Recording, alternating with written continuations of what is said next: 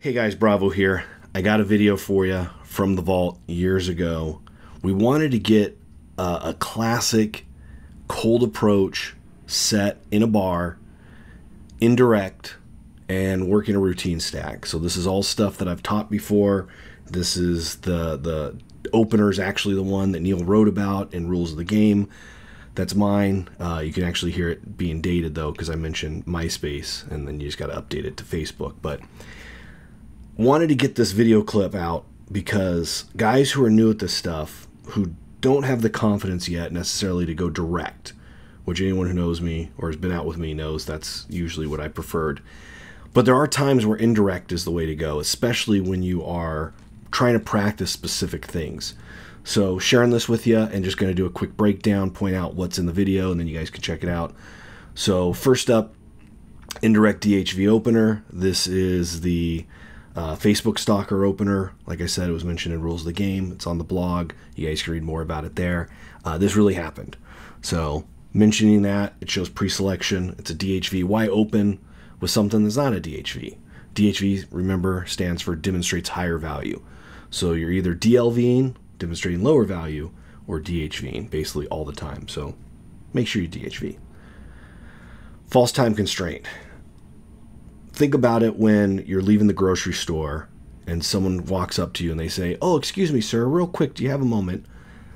Well, you already know what's happening, but they were smart because they said real quick. So they're trying to let you know that this is only going to take a second, because if it's just someone walking up to you and they go, "Hey, sir, I was wondering if you can help me out," like, everyone starts thinking, like, who is this guy? What does he want? How long is he going to be here? So anytime anyone says real quick, they're trying to already, like, deal with that, put out that fire before it's even started. So that's a false time constraint. So something that's useful to toss in if needed. Cocky, funny energy. Like I said earlier, anyone who knows me knows how I roll. This is definitely more of my energy and my vibe. You can see it being displayed here. And it's you conveying your personality. And it's women. It's definitely something women pick up on. Cocky funny is like the classic term that's out there. I don't actually like the term cocky because cocky is usually too much. So I like to think about it more as like confident, playful energy.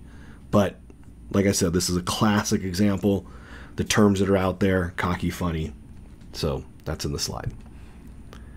Statement of intent. Huge thing that so many guys make mistakes by not doing. A lot of guys will go out, approach, have a conversation, have a great interaction, and afterwards, like, even get a number, and they're like, "Oh, that was great, like, we totally vibed," but then when they go for a date later, nothing happens. And so I started asking my students years ago, like, hey, if a gay guy or a girl had the same conversation and the same interaction with the same energy, would they have gotten the same results? And if the answer is yes, then that's a red flag, because that means it was just a positive social interaction.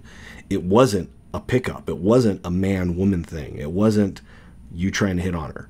So it needs to be clear, and a statement of intent's a great way of doing that. You could do it also with energy, but again, this is for the newer guys. A lot of them aren't picking all that up. There's some blog posts out there about the 3 different perspectives. A lot of them are missing that. So statement of intent kind of just cuts through all that. Leading. Who's leading the conversation? Whose reality bubble are you in? So you guys can clearly see in the video, I'm the one leading the interaction. Push-pull. You don't want to just be pulling, chasing. So you want to do a little push, and pushing is like disqualification. You hear this in the part where I was like, I wasn't hitting on you before, but now I am. So again, I was trying to demonstrate on video these specific things. So couldn't make it more clear. Perfect example of push-pull right there. Section 1 windows. This goes back to statement of intent. This is being cocky, funny. This all goes hand in hand with that. Engage your friends. Again, you don't want to ignore them. If you're talking to her and you're not talking to your friends, that's douchey. So they're not going to like that. She's also out with her friends, so it's rude to her to not talk to them. She doesn't want to ignore her friends, and if she is, she's a bad friend. So you want to make sure that the whole, like I said earlier, reality bubble, everyone's having fun, everyone's included. It's just good vibes all the way around. I want to make it happen to where when she leaves that night, if she doesn't leave with me, when she leaves that night with her friends, I want them in the car talking about how cool I was, how fun that was, how happy they were to have met me. I want them to be jealous and go, wow, how come stuff like that never happens to me? So engage your friends. You can help make that happen. DHV game. So this is when, I don't like the term isolate. Like I said, that's classic PUA terms.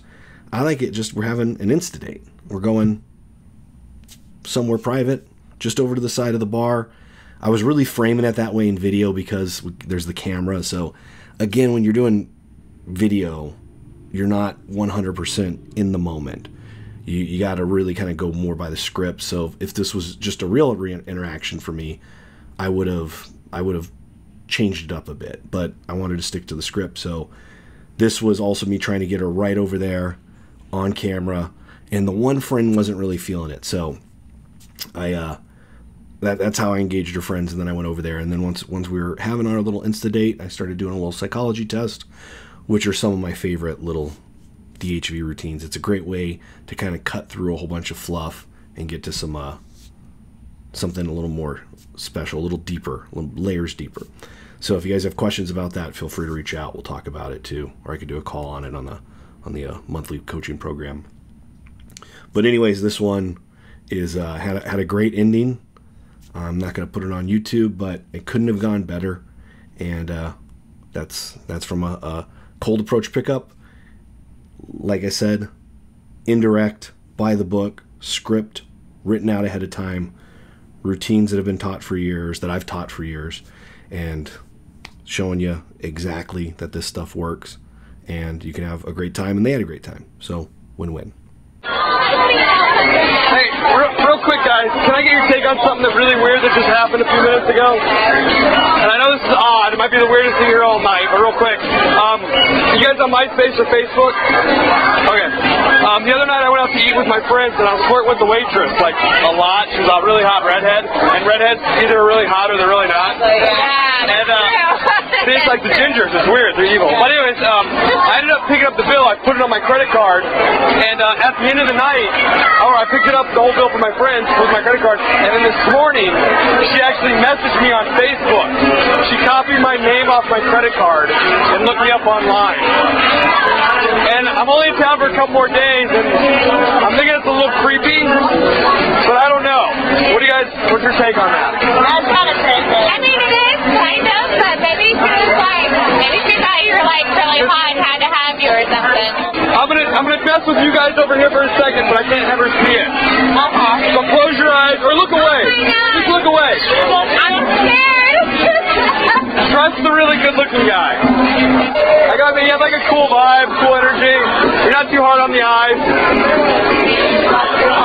Are you guys? Don't talk about hard again. I don't know about that yucky stuff. Are you guys cool if I hit on her? I thought you said you're not interested. I changed my mind now that I got to know you a little bit better. So. I was gonna start officially hitting on you now. Dude, seriously? Is it cool if I borrow her for a second? Just like stand over there, like 4 feet away. So we can have one-on-one time.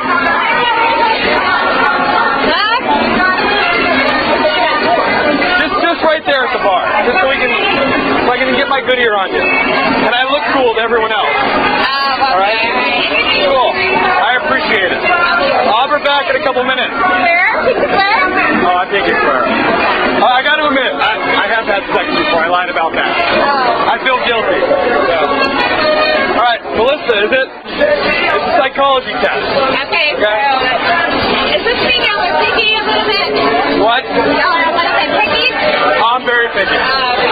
You can be picky when you have choices. So, are you picky? You're so cocky, I love it. I know. Alright guys, I hope that helped you. And I hope you guys just understand that this was really just an example to prove that this stuff works. That you can have a script, that guys who don't know what to say, that you get scared, you draw a blank, like this right here works. I'm not saying it's the perfect, smoothest pickup of all time. It was just to prove that you can come up with a routine stack, you can go out in field, you can use it, and it works. And this is point by point what I teach. I can teach this more in depth on phone coaching one-on-ones where I take guys out and we do all this and more. And if you guys need that help, reach out to me. And on the website, there's a blog. We have a Discord that's super active and tons of stuff that's all free. So only for the guys who are really serious, who want to take it to the next level, phone coaching one-on-one, and hopefully seminars in the near future as my schedule opens up. Later, guys.